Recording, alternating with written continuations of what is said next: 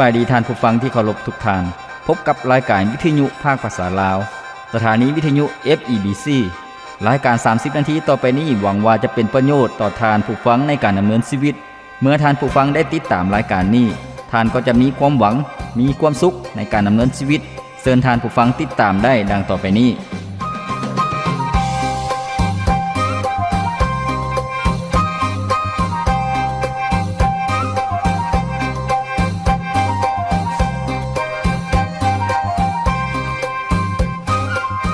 พระคำของพระเจ้าได้กล่าวไว้ว่าข้าแด่พระเจ้าหยาเวห์ความสุขเป็นของผู้ที่นมัสการพระองค์ด้วยเสียงเพลงพวกเขาดำเนินอยู่ในความสว่างแห่งพระเมตตาของพระองค์พระธรรมเพลงสรรเสริญบทที่89ข้อที่15สุขสบายดีพ่อแม่พี่น้องท่านผู้ฟังที่เคารพรักทุกท่านพบกันอีกเช่นเคยกับรายการชีวิตนี้ยังมีความหวังข้าพเจ้าพรประเสริฐผู้ดำเนินรายการยินดีต้อนรับท่านผู้ฟังเข้าสู่รายการของพวกเรา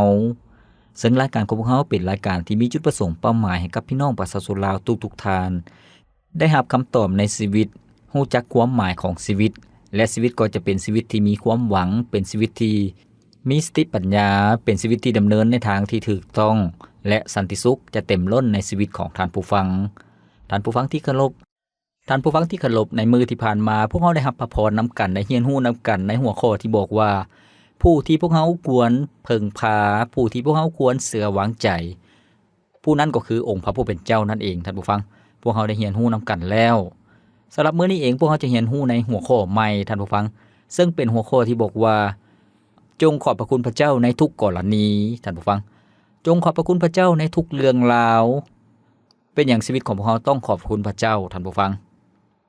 แล้วก็เป็นอย่างจึงต้องขอบคุณพระเจ้าทุกกรณีพวกเราจะเห็นว่าเนื่องจากสภาพการในปัจจุบันนี้เป็นการยากที่คนเฮาจะบ่ได้จมบ่ได้วาหรือว่าบ่ได้แสดงความอุกอังใจหรือว่าบ่ได้ใจให้เนื่องจากเศรษฐกิจที่ตกต่ำเนื่องจากการดำเนินชีวิตที่ทุกข์ยากลำบากมีความฝืดเคืองมีความจำกัดต่างๆเฮ็ดให้อารมณ์ของพวกเฮาเฮ็ดให้จิตใจของพวกเฮานั้นบ่คงที่ดังนั้นจึงเป็นการยากที่พวกเฮานั้นจะหักห้ามใจบ่ให้จมบ่ให้วาบ่ให้ใจให้แต่พระคำของพระเจ้ามื้อนี้ที่พวกเฮาจะเรียนรู้นำกันซึ่งพระคำของพระเจ้าได้บอกว่าจงขอบพระคุณพระเจ้าในทุกกรณีท่านผู้ฟังในพระคิดธรรมคัมภีร์มีหลายๆบทที่แนะนำที่ตักเตือนพวกเฮาที่ชี้นำให้พวกเฮาขอบคุณพระเจ้าในทุกกรณีในทุกๆเรื่องราวในทุกๆสภาพการท่านผู้ฟังในพระคำของพระเจ้าในพระธรรม1เทสโลนิกบทที่5ข้อที่18ก็ได้กล่าวไว้ว่าจงโมทนาขอบพระคุณพระเจ้าในทุกๆสิ่งเพราะนี่แหละแม่นสิ่งที่พระเจ้าพอพระทัยซึ่งปรากฏในพระเยซูคริสต์เจ้าสำหรับเจ้าทั้งหลายแม่นแล้วท่านผู้ฟังพระคำของพระเจ้าได้แนะนำให้กับพวกเฮาซึ่งเป็นผู้ที่เชื่อวางใจในพระเจ้าซึ่งเป็นคนชอบธรรมพระเจ้าอยากให้พวกเฮาขอบพระคุณพระองค์ในทุกๆกรณีทุกๆเรื่องราวทุกๆสภาพการเพราะว่าเป็นน้ำพระทัยของพระเจ้าก็คือว่าเป็นจุดประสงค์เป้าหมายของพระเจ้าเป็นสิ่งที่พระเจ้าทรงพอใจที่ให้พวกเฮานั้นขอบพระคุณพระองค์ท่านผู้ฟังการขอบพระคุณพระเจ้านั่นกงกันข้ามกับการป้อยการด่าการจมท่านผู้ฟังพวกเฮาเห็นว่าในอดีตก็คือว่าในประวัติศาสตร์ของชนชาติอิสราเอลซึ่งพระคิดธรรมคัมภีร์บันทึกไว้ในพระคัมภีร์เดิมชีวิตของชนชาติอิสราเอลนั้น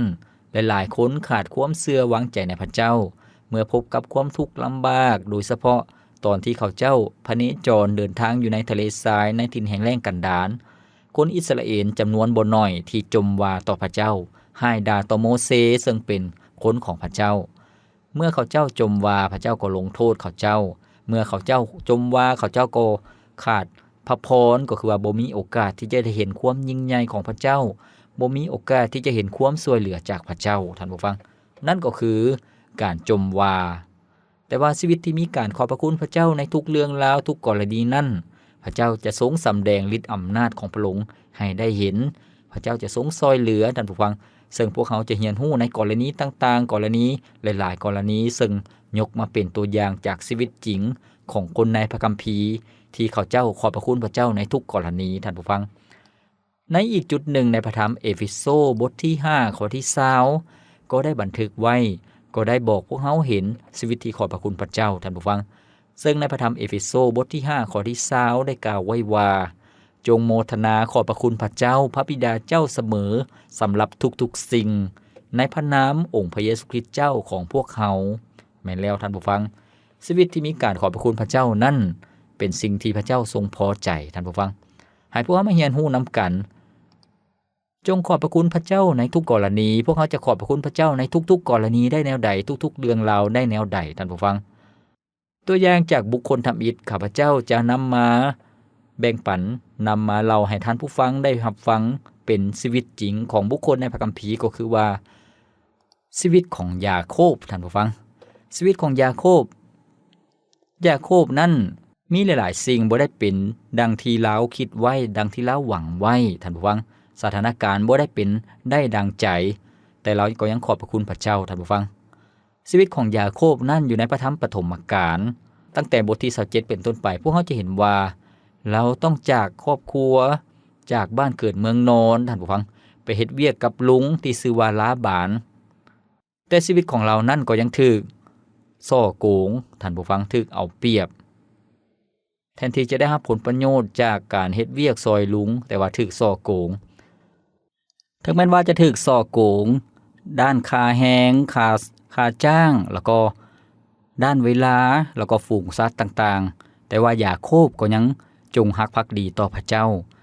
ยาโคบก็ยังเชื่อวางใจในพระเจ้าท่านผู้ฟังพระเจ้าก็อวยพรชีวิตของเพิ่นยังนมัสการพระเจ้าดังที่เพิ่นอธิษฐานต่อพระเจ้าว่าหากพระเจ้าทรงอวยพรชีวิตของเพิ่นปกปักรักษาชีวิตของเพิ่นให้ปลอดภัยเพิ่นก็จะบรบัดรับใช้พระเจ้าตลอดไปพระเจ้าก็ทรงอวยพรชีวิตของยาโคบท่านผู้ฟังนั่นก็คือชีวิตที่ขอบพระคุณพระเจ้าถึงแม้ว่าหลายอย่างบ่ได้เป็นดังที่หวังไว้ท่านผู้ฟังยาโคบก็ยังขอบพระคุณพระเจ้าเสมอท่านผู้ฟังที่เคารพจงโมทนาขอบพระคุณพระเจ้าในทุกกรณีคนที่2ที่พวกเราจะเรียนรู้จากชีวิตของเพิ่นก็คือคนผู้นี้ก็ชื่อว่าโยเซฟท่านผู้ฟังโยเซฟได้ขอบพระคุณพระเจ้าถึงแม้ว่าชีวิตจะพบกับความทุกข์ลำบากท่านผู้ฟังโยเซฟคนนี้เป็นลูกชายของยาโคบมีลูกชายหลายคนแล้วก็โยเซฟนั้นเป็นผู้ที่ยาโคบรักหลายที่สุดเนื่องจากยาโคบซึ่งเป็นพ่อรักลูกชื่อว่าโยเซฟหลายที่สุดเฮ็ดให้บรรดาอ้ายน้องของโยเซฟนั้นมีความใจร้ายมีความอิจฉาบ่พอใจท่านผู้ฟังดังนั้นบรรดาอ้ายของโยเซฟท่านผู้ฟังได้คิดแผนการกำจัดโยเซฟแล้วก็ขายโยเซฟไปเป็นทาสอยู่ที่ประเทศอียิปต์ท่านผู้ฟังโยเซฟก็ต้องถูกอ้ายหักหลังแล้วก็ถูกขายไปเป็นทาสอยู่ที่ประเทศอียิปต์แต่ว่าโยเซฟก็ยังเชื่อวางใจในพระเจ้าติดตามพระเจ้าก็อวยพรโยเซฟขณะที่เราเฮ็ดหน้าที่ทาสนั้นพระเจ้าก็ให้ความเมตตาให้ความนิยมสุมชอบในชีวิตของโยเซฟเฮ็ดให้เจ้านายพึงพอใจในชีวิตของโยเซฟแต่ว่าโยเซฟนั้นก็ยังถูกเมียของเจ้านายหักหลังก็คือถูกใส่ให้ปลายสีเฮ็ดให้โยเซฟนั้นถูกจับขังคุกท่านผู้ฟังจับขังคุกอยู่ในใต้ดินในคุกมืดแล้วก็ชีวิตของโยเซฟก็ยังได้ช่วยเหลือคนก็คือขุนนางที่ติดคุกนั้นให้เขาเจ้าได้แก้ความฝันท่านผู้ฟังเมื่อคุณนางได้รับการปลดปล่อยออกจากคุกแล้วคุณนางก็ลืมโยเซฟเป็นเวลา2 ปีแทนที่จะฮู้บุญคุณของโยเซฟแต่ว่าชีวิตของโยเซฟก็บ่ได้เคยจมว่าต่อพระเจ้าบ่ได้เคยจมว่ารู้สึกน้อยเนื้อต่ำใจหรือว่าต่ำค่อยน้อยใจต่อชะตาชีวิตของตนเองในที่สุดพระเจ้าก็ยกโยเซฟขึ้นให้เป็นผู้นำในประเทศอียิปต์ท่านผู้ฟังเพราะว่าชีวิตของโยเซฟนั้นโมทนาขอบพระคุณพระเจ้าเราบ่ได้ให้ดาบ่ได้จมต่อพระเจ้าแต่เรายังนมัสการพระเจ้ายังสัตย์ซื่อจงรักภักดีต่อพระเจ้านี่ก็คือแบบอย่างจากชีวิตของโยเซฟท่านผู้ฟังที่เคารพให้พวกเรามาฟังเพลงจากรายการของเฮาก่อนที่มีเสียงเพลงและพวกเราจะมีเรียนรู้นํกันอีกในหัวข้อที่บอกว่าจงโมทนาขอบพระคุณพระเจ้าในทุกกรณีพวกเขาจะเรียนรู้เรื่องราวชีวิตของไผเด้พวกเขาจะเรียนรู้นํกันในช่วงต่อไปเคยคิดบ่ว่าชีวิตจะสิ้นเมื่อใดยิ่งใหญ่ล้นฟ้าอำนาจเงินทองเอาไปบ่ได้ ผู้ใดเป็นเจ้าของลมหายใจจะช่วยเราได้ในวันสุดท้ายโดยบ่ต้องตายตกในนรกบึงไฟพระเจ้าทรงกำหนดชีวิตมนุษย์ทุกคนผ่านแดดลมฝนสุดท้ายหวนคืนไปสู่พื้นดินมีวันจบสิ้นตามกาลเวลาเปรียบดังดอกหญ้าที่เหี่ยวแห้งไปออกดอกเบ่งบานเท่าใดสุดท้ายบ่เหลือความงามเลย1,000 ปีอยู่ในโลกนี้สำหรับพระองค์แล้วมันเป็นเพียงวันเดียวเท่านั้นเขาจึงได้หูว่าชีวิตนี้มันสั้นเท่าใดเจอใส่ชีวิตจังได้มันถึงจะมีคุณค่าพระองค์หาเขาจึงได้สละชีวาเพื่อไทยเพื่อเขาจะบ่ได้สายชีวิตอย่างให้จุดหมายจะได้หูว่าชีวิตนี้มีพระเจ้าแสนดีที่บ่ทิ้งเอาไปช่วยให้เขาได้ไปอยู่สวรรค์กับพระองค์นิรันดร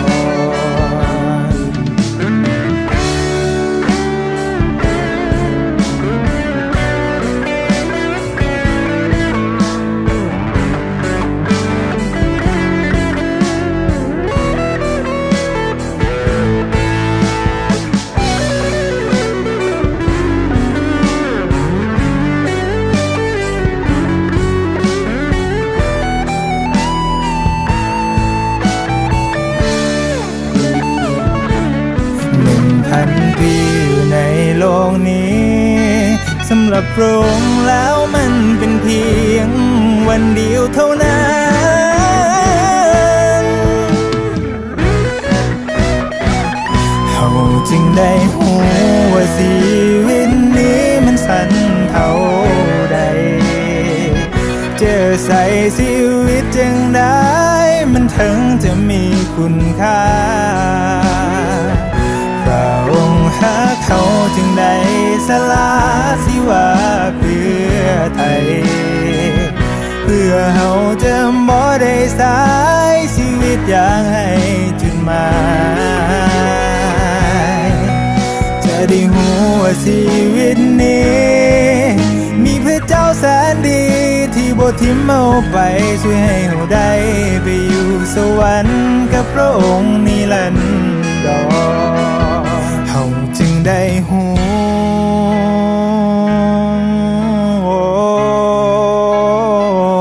เจอใส่ชีวิตจึงได้ให้มีคุณค่าเขาจึงได้สละชีวาเพื่อไทยเพื่อเขาจะบ่ได้สาย ไม่แล้วท่านผู้ฟังที่เคารพให้พวกเขารู้ว่าชีวิตของพวกเขานี่มีพระเจ้าผู้หนึ่งที่หักพวกเขาเป็นพระเจ้าองค์ทรงแสนดีที่บ่เคยปราทิ้งชีวิตของพวกเขาลงทรงยอมตายแทนพวกเขาแล้วก็เป็นขึ้นจากความตายแทนพวกเขาชีวิตของพวกเขาจึงมีความหวังชีวิตของพวกเขาจึงมีความหมายดังบทเพลงที่พวกเขาได้ฟังไปแล้วนั้นชีวิตนี้ยังมีความหวังท่านผู้ฟังที่เคารพมื้อนี้พวกเขากำลังรับพระพรนำกันในหัวข้อที่บอกว่าจงโมทนาขอบพระคุณพระเจ้าในทุกๆกรณีท่านผู้ฟังซึ่งในช่วงที่ผ่านมาพวกเราได้เรียนรู้นำกันแล้ว2บุคคลที่เป็นตัวอย่างก็คือว่ายาโคบแล้วก็โยเซฟท่านผู้ฟังที่พวกเพิ่นมีความเชื่อวางใจในพระเจ้าแล้วก็ขอบพระคุณพระเจ้าในทุกกรณีถึงแม้ว่าชีวิตของเขาเจ้านั้นหลายๆอย่างบ่ได้เป็นดังที่หวังไว้ดังที่ได้คาดหมายไว้ท่านผู้ฟังแล้วก็ถึงแม้ว่าชีวิตของเขาเจ้านั้นจะพบกับความทุกข์ยากลำบากเขาเจ้าก็ยังขอบพระคุณพระเจ้าให้พวกเรามาเรียนรู้นำกันอีกในบุคคลที่3ท่านผู้ฟังเพิ่นมีความขอบพระคุณพระเจ้าในทุกกรณีถึงแม้ว่าชีวิตของเพิ่นนั้นต้องพบกับภัยพิบัติแล้วก็การสูญเสียท่านผู้ฟังคนผู้นี้ก็ชื่อว่าโยบนั่นเองท่านผู้ฟังโยบนั้นเป็นผู้ที่ หักพระเจ้าเป็นผู้ที่ชอบธรรมเสื่อวางใจในพระเจ้าชีวิตของเพิ่นนั้นพบการสูญเสียเนื่องจากว่ามารซาตานมันทดลองความเสื่อของโยบและพระเจ้าก็ทรงรับรองว่าโยบนั้นเป็นผู้ที่สัตย์ซื่อต่อพระเจ้าพวกเขาจะเห็นว่าโยบนั้นมีการสูญเสียทางด้านทรัพย์สินจากการเป็นคนที่หั่งมีเป็นคนที่ร่ำรวยท่านผู้ฟังก็ถึกการสูญเสียบ่ว่าจะเป็นฝูงสัตว์บรรดาฝูงสัตว์ของเพิ่นนั้นก็ถึกภัยพิบัติท่านผู้ฟังครอบครัวของเพิ่นลูกเต้าของเพิ่นก็สูญเสียแล้วก็สุขภาพของเพิ่นก็เจ็บไข้ได้ป่วยท่านผู้ฟังแต่ว่าโยบนั้นบ่เคยปล่อยด่าพระเจ้าโยบนั้นบ่เคยจมห้ายให้กับพระเจ้าแต่เพิ่นก็ยังจงรักภักดีต่อพระเจ้าซึ่งพวกเขาจะเห็นว่าแม้แต่เมียของเพิ่นก็ยังแนะนำให้โยบให้จมห้ายให้กับพระเจ้าแล้วก็ตายเสียท่านผู้ฟังแต่ว่าโยบยังยืนยันในความเชื่อของเพิ่นโยบยังจงรักภักดีต่อพระเจ้าท่านผู้ฟังซึ่งในพระธรรมโยบบทที่1ข้อที่21-22ได้กล่าวไว้ว่าเพิ่นว่าข้าน้อยได้ออกมาจากท้องแม่ด้วยตัวเปล่าและข้าน้อยก็จะจากโลกไปด้วยตัวเปล่าพระเจ้ายาเวห์ได้โปรดให้และพระเจ้ายาเวห์ได้เอาคืนไปขอให้พระนามของพระเจ้ายาเวห์เป็นที่ย่องยอสรรเสริญเทินถึงแม้ว่าสิ่งทั้งหมดนั้นได้เกิดขึ้นก็ตามแต่โยบก็บ่ได้เฮ็ดบาปโดยกล่าวโทษพระเจ้าแต่อย่างใดเลยแม่นแล้วท่านผู้ฟังนี่ก็คือชีวิตของท่านโยบที่เพิ่นนั่นจงรักภักดีต่อพระเจ้าเพิ่นยังขอบพระคุณพระเจ้าย่องยอสรรเสริญพระเจ้าเพิ่นบ่ได้จมห้ายหรือว่ากล่าวโทษให้กับพระเจ้าท่านผู้ฟังนี่ก็คือแบบอย่างที่ดีพวกเราควรจะเรียนรู้ถึงแม้ว่าชีวิตของพวกเรา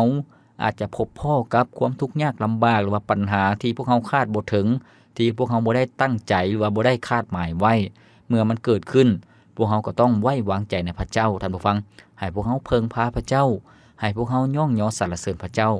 เชื่อว่าพระองค์จะทรงนำพาพวกเราให้ผ่านพ้นไปได้ท่านผู้ฟังนี่ก็คือสิ่งที่พระเจ้าทรงพอใจดังพระคำของพระเจ้าได้บอกให้พวกเราได้เห็นตั้งแต่ช่วงทำอิฐก็คือว่าจงโมทนาขอบพระคุณพระเจ้าในทุกกรณีท่านผู้ฟังตัวอย่างชีวิตที่ขอบพระคุณพระเจ้าท่านผู้ฟังจงรักภักดีต่อพระเจ้าก็คือจากชีวิตของหมู่เพื่อนของดานิเอลการโมทนาขอบพระคุณพระเจ้าในทุกกรณีในเรื่องราวนี้ก็คือว่าถึงแม้ว่าต้องพบพ่อกับการถือข่มเหงเพราะความเชื่อก็ยังสามารถโมทนาขอบพระคุณพระเจ้าได้ท่านผู้ฟังเรื่องราวนี้ปรากฏอยู่ในพระธรรมดานิเอลซึ่งหมู่ของดานิเอลมี3คนท่านผู้ฟังที่ชื่อว่าซักรักเมซากและอเบดเนโกท่านผู้ฟังทั้ง3คนนี้ถึงแม้ว่าจะถือข่มเหงย้อนความเชื่อ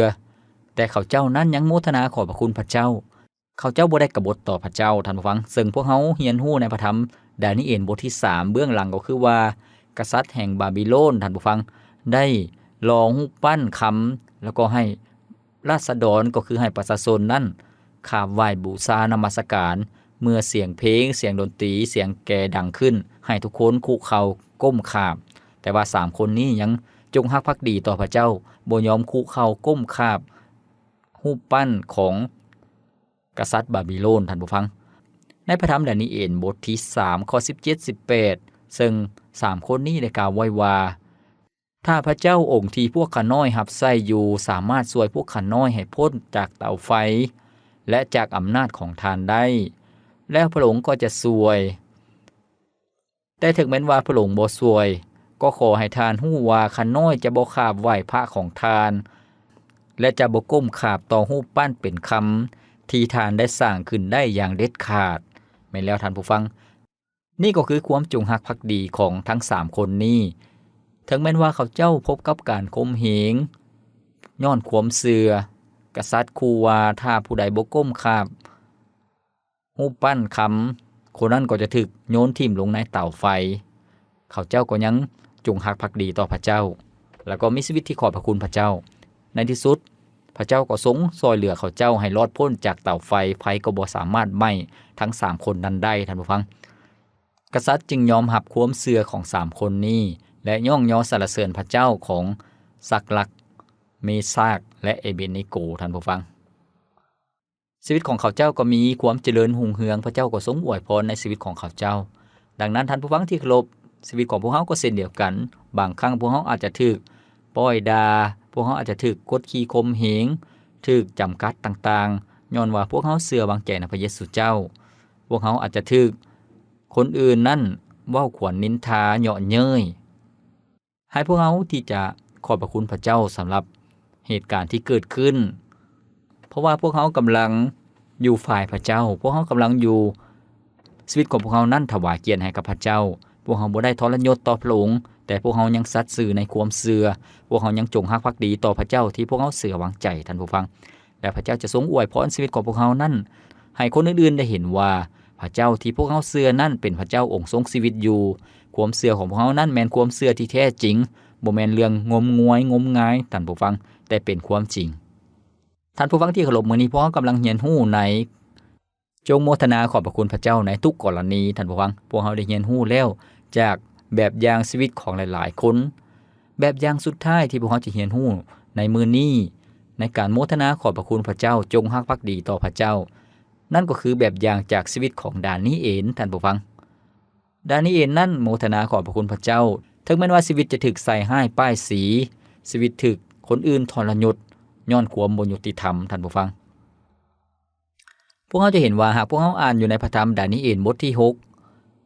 บรรดาขุนนางข้าราชการมีความอิจฉาดานีเอลเขาเจ้าวางแผนที่จะทรยศดานีเอลแล้วก็ไปหลอกลวงให้กษัตริย์ออกกฎหมายให้ภายใน30มื้อห้ามคนอื่นนมัสการเอิ้นออกนามชื่อของพระอื่นนอกจากเอิ้นออกนามชื่อของกษัตริย์ท่านผู้ฟังแต่ว่าดานีเอลนั้นนังจงรักภักดีต่อพระเจ้าดานีเอลบ่ได้อธิษฐานในนามชื่อของกษัตริย์แต่ดานีเอลอธิษฐานในนามชื่อของพระเจ้าที่เพิ่นเชื่อวางใจนั่นก็คือพระเจ้ายาเวห์ท่านผู้ฟังบรรดาคุณนางเลยไปฟ้องกษัตริย์ก็ต้องจำใจจับดานีเอลโยนลงในถ้ำสิงแต่ว่าพระเจ้าทรงปกปักรักษาดานีเอลให้มีความปลอดภัยบ่ได้รับอันตรายจากสิงท่านผู้ฟังสิงบ่สามารถเฮ็ดหยังดานีเอลได้เมื่อมื้อต่อมากษัตริย์ก็เห็นความยิ่งใหญ่ของพระเจ้าเลยแต่งตั้งให้ดานีเอลนั้นมีตำแหน่งสูงสุดในประเทศท่านผู้ฟังส่วนบรรดาปรปักษ์นั้นก็ถูกจับโยนลงในถ้ำสิงพร้อมทั้งครอบครัวของเขาเจ้าพระคัมภีร์ได้กล่าวว่าขณะที่โยนบรรดาศัตรูของดานีเอลลงนั้นยังบ่ทันตกถึงพื้นถ้ำท่านผู้ฟังฝูงสิงก็กัดแล้วก็จีกกินร่างกายของคนเหล่านั้นนั่นก็คือชีวิตของดานีเอลที่โมทนาขอบพระคุณพระเจ้าจงรักภักดีต่อพระเจ้าพระองค์ก็ทรงซอยให้มีความปลอดภัยแล้วก็หากพวกเฮาเบิ่งอยู่ในพระคัมภีร์ใหม่พวกเฮาจะเห็นว่าชีวิตของอาจารย์โปโลแล้วก็ชีวิตของศิลาซึ่งเป็นผู้รับใช้พระเจ้าทั้งสองคนก็ถูกจับขังในคุกเช่นเดียวกันเขาเจ้าถูกเฆี่ยนตีแล้วก็ถูกขังคุกแล้วก็ถูกล่ามโซ่เอาขาเอาแขนใส่คือท่านผู้ฟังบ่สามารถเน่งติงไปมาได้แต่ว่ากลางคืนเขาเจ้าก็ยังย่องยอสรรเสริญพระเจ้าขอบพระคุณพระเจ้าท่านผู้ฟังพระเจ้าก็เฮ็ดการอัศจรรย์เฮ็ดให้แผ่นดินไหวเฮ็ดให้โซ่ขาดเฮ็ดให้คือที่ล็อกขาล็อกแขนนั้นก็หลุดออกหมดท่านผู้ฟังแล้วก็ประตูคุกทุกบานก็เปิดออกท่านผู้ฟังและพระเจ้าเฮ็ดการอัศจรรย์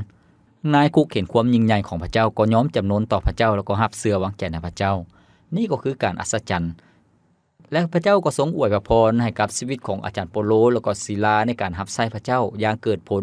มีคนเชื่อวางใจในพระเจ้าเป็นจำนวนหลวงหลายท่านผู้ฟังฉะนั้นท่านผู้ฟังที่เคารพมื้อนี้พวกเราได้เรียนรู้นำกันแล้วจงขอบพระคุณพระเจ้าในทุกๆกรณีท่านผู้ฟังให้ชีวิตของพวกเรานั้นขอบพระคุณพระเจ้าในทุกๆกรณีเพราะว่าเป็นพระประสงค์ของพระเจ้าการขอบพระคุณพระเจ้านั้นเป็นพระพรพระเจ้าจะทรงอวยพรให้ชีวิตของพวกเขาเห็นความยิ่งใหญ่ของพระเจ้าเห็นการช่วยเหลือที่มาจากพระเจ้ากงกันข้ามกับการจมวาต่อพระเจ้าท่านผู้ฟังการจมวานั้นพระเจ้าบ่ได้พอใจเป็นการบ่ได้ไว้วางใจในพระเจ้าเป็นการหมิ่นประมาทพระเจ้าท่านผู้ฟังแต่ให้พวกเขาขอบพระคุณพระเจ้าถึงแม้ว่าพวกเขานั้นจะตกทุกข์ได้ยากหรือว่าพบกับสถานการณ์ต่างๆให้พวกเขาขอบคุณพระเจ้าไว้ก่อนท่านผู้ฟังแล้วการช่วยเหลือจะมาถึงพวกเขาเองจากนั้นท่านผู้ฟังที่เคารพดังที่พวกเขาทำรู้นำกันตั้งแต่ตอนต้นก็คือว่าการขอบคุณพระเจ้าในทุกกรณีนั้นเป็นสิ่งที่พระเจ้าทรงพอใจเป็นน้ำพระทัยเป็นพระประสงค์ของพระองค์สำหรับผู้ที่เชื่อและวางใจในพระองค์ทุกคนเป็นการแสดงว่าพวกเขาไว้วางใจในพระองค์ท่านผู้ฟังแล้วก็สรุปอีกเทื่อนึงก็คือว่าเป็นอย่างชีวิตของพวกเขาต้องขอบคุณพระเจ้า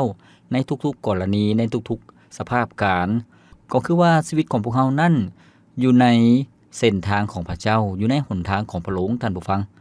ซึ่งพระธรรมเพลงสรรเสริญบทที่139ข้อที่16ได้กล่าวไว้ว่าก่อนข้าน้อยได้เกิดสายตาของพระองค์ก็แนมเห็นข้าน้อยอยู่แล้ววันทั้งหลายที่ถือกำหนดให้นั้นก็ทรงบันทึกไว้หมดก่อนวันใดๆในวันเหล่านั้นที่ยังบ่เริ่มขึ้นแม่นแล้วท่านผู้ฟังชีวิตของพวกเฮาแต่ละคนนั้นวันเวลาของพวกเฮาแต่ละคนนั้นพระเจ้าทรงบันทึกไว้แล้วท่านผู้ฟังในปื้มตำราของพระองค์ท่านผู้ฟังฉะนั้นก่อนที่พวกเฮาจะเกิดออกมาพระเจ้าก็ฮู้จักพวกเฮาแล้วพระเจ้าทรงฮู้จักสภาพการของพวกเฮาพระองค์ซึ่งก่อนที่พวกเฮาจะเกิดขึ้นมามื้นตาเบิ่งโลกนี้พระเจ้าก็ทรงฮู้จักชีวิตของพวกเฮาแล้วเพราะพระเจ้าทรงเป็นพระเจ้าผู้ทรงรอบรู้พระองค์บ่ได้ถูกจำกัดท่านผู้ฟังฉะนั้น